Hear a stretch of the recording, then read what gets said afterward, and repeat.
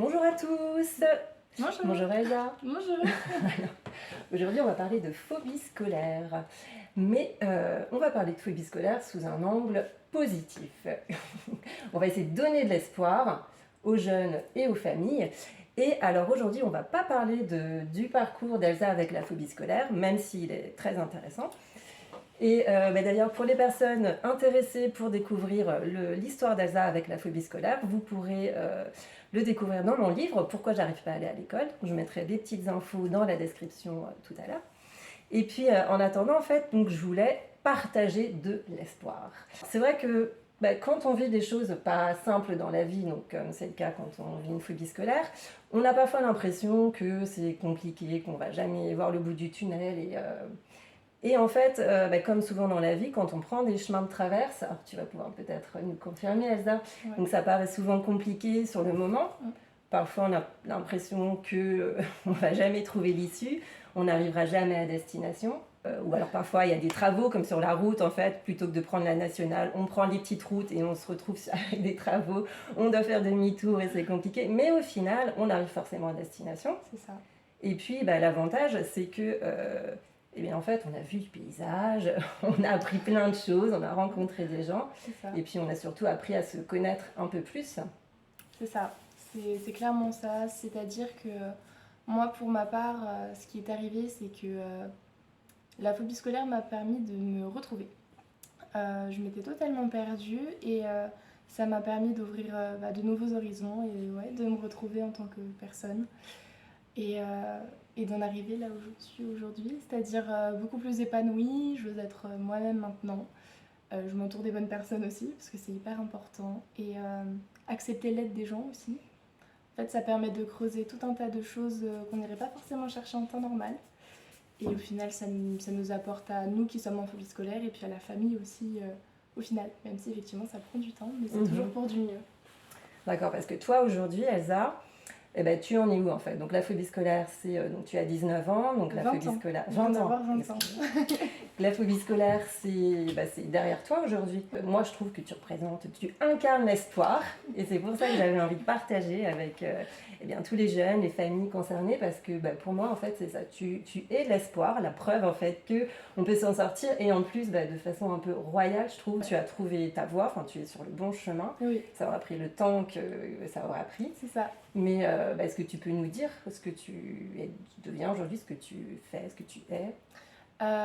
Du coup, je fais une formation en comportementaliste interprète animalier afin d'accompagner et de faire le pont entre l'homme et les animaux quand il y a des soucis de comportement.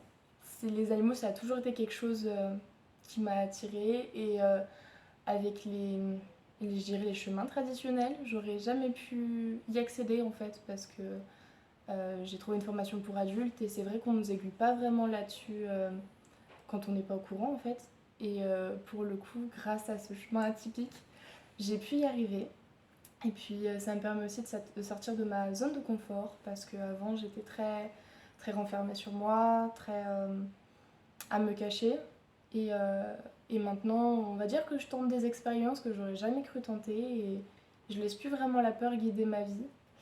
C'est la notion d'avancer et même quand ça fonctionne pas, c'est pas forcément que c'est pas bon ou c'est pas le bon chemin, peut-être pour faire un petit demi-tour ou attendre ou simplement regarder à côté, puis il y a sûrement un autre chemin plus chouette. En tout cas, ça ouvre beaucoup de perspectives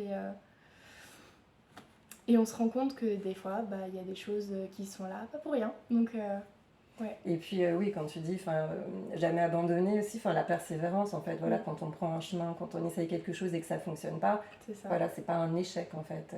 C'est toujours de C'est-à-dire l'apprentissage. que c'est quelque chose qui n'a pas fonctionné, mais tu apprends, c'est un peu ce que tu as pratiqué toi. C'est ça. En tous les cas, on apprend et ça nous apporte. Et on se rend compte que même les chemins qui sont compliqués au départ apportent une telle richesse après. Bon, en tout cas, ça a changé ma vie.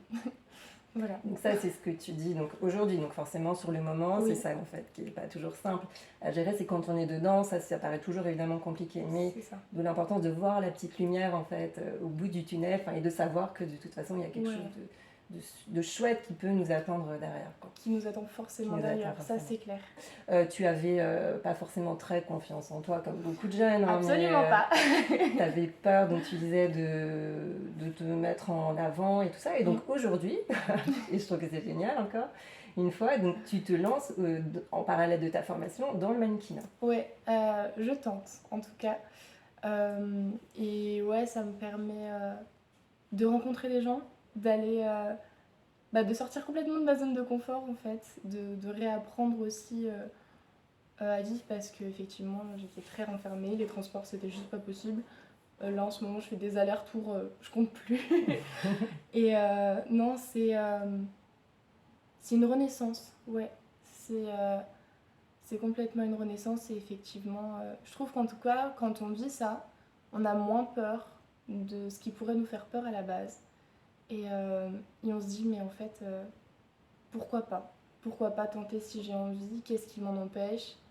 Parce qu'au final, de vivre ça, même si sur le moment on est en plein dans les peurs et en fait ce qui va pas, ça nous permet de creuser tout ça et au final, après, tout ce qu'on a creusé, bah c'est ok. On se dit, ok, c'est ok, je me sens comme ça, ou j'ai envie de tenter ça. Mais maintenant, voilà, j'ai fait mon petit bout de chemin et pourquoi moi j'y aurais pas droit? Pourquoi est-ce que je pourrais pas le faire?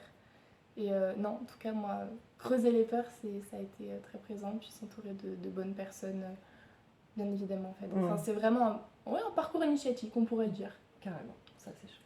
Et oui, parce qu'en fait, ça t'apporte, toi en l'occurrence, chaque histoire est différente, mais un capital confiance et qui est assez énorme en fait, dans lequel tu peux puiser maintenant pour avancer.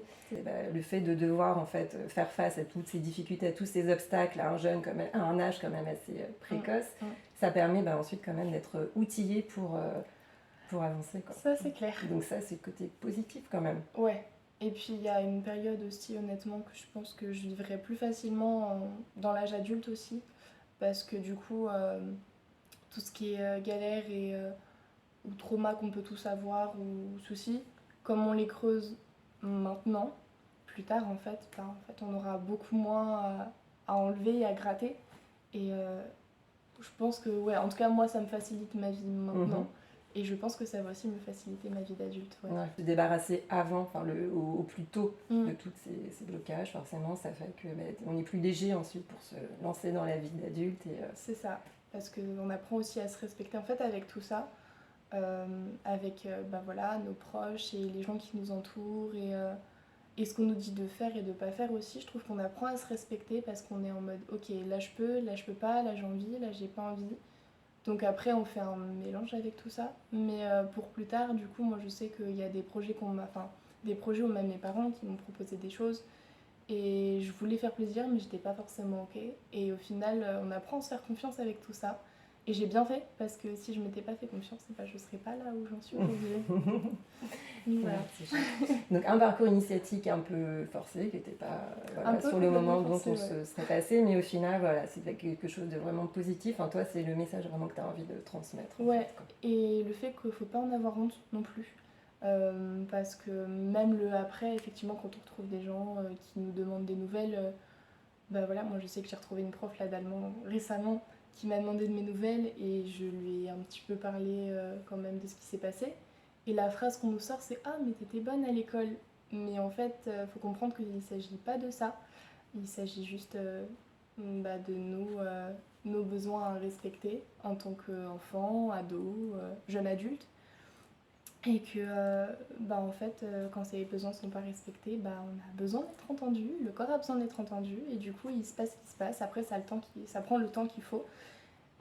Mais ça apporte tellement et même si les gens ne comprennent pas forcément, tant que vous êtes au clair avec ça et que votre parcours vous convient, bien entendu une fois que c'est terminé parce que voilà, dedans c'est un tourbillon mais après on en sort comme de tout et en fait c'est hyper enrichissant, ça apporte et moi personnellement je suis fière de mon parcours aujourd'hui et là où j'en suis. Voilà. Ouais, juste pour rebondir, oui, par rapport au regard en fait, des gens et cette incompréhension en fait, qu'on retrouve encore souvent. D'où l'importance d'en parler, d'en parler pour voilà, comprendre ce qu'est la phobie scolaire, voilà, le côté aussi multifactoriel qui complexifie encore la compréhension des choses. En fait, il y a tellement de facteurs qui rentrent en compte, chaque histoire est différente. C'est ça. Donc voilà, aujourd'hui, voilà, c'était vraiment donner de l'espoir, c'est l'objet de cette vidéo. Et puis voilà, aux jeunes, aux familles. On s'en sort toujours. On s'en sort toujours. Et on s'en sort en plus grandi en fait. Et plus fort, ça c'est plus clair. fort. En tout cas, c'est ton cas et c'était ton cas dont je voulais parler aujourd'hui et que je voulais partager. Merci Elsa. Merci beaucoup Virginie. Eh bien, je vous dis à bientôt pour un nouveau sujet et une nouvelle vidéo. J'espère que cette petite vidéo vous aura plu. N'hésitez pas à la partager, à commenter. Et puis, en attendant, surtout, haut les cœurs!